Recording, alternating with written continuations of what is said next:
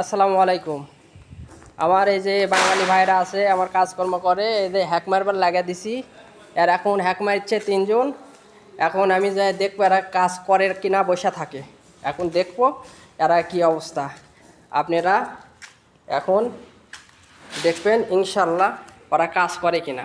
আমার এই দেশি ভাই খুব সুন্দর ভালোভাবে কাজকর্ম করে।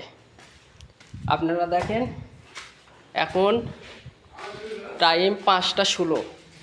আপনারা দেখবেন এরা কেমন কি কাজ করে, খুব ভালো, এরা অনেক কাজ করে। এরা এই তো হ্যাক ধরে একজনের শেয়া আছে। হ্যাক ধরে শেয়া আছো কে? কাজ করবে না? হ্যাঁ, কত ফাঁকি দিবা? হ্যাঁ, আরও দুইজন দেখেন ভাই, আর দুইজন কি করে।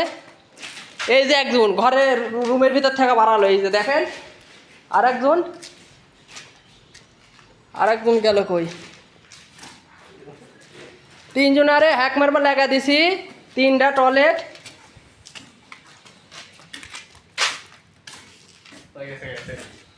আর একজন করবা চলে গেছে।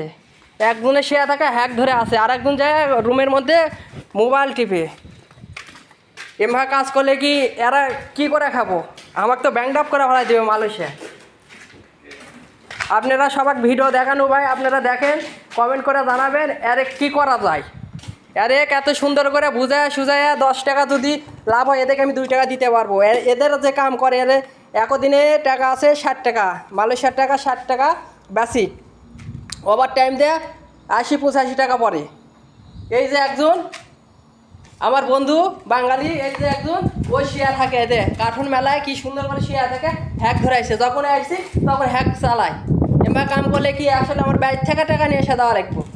কি একটা কষ্টের মধ্যে আছি ভাই, দেখেন। এ দেখলে কখনো কাজ করে খাওয়া যাইতো না মালয়েশিয়া। সবাই ভালো থাকুন, আসসালামু আলাইকুম।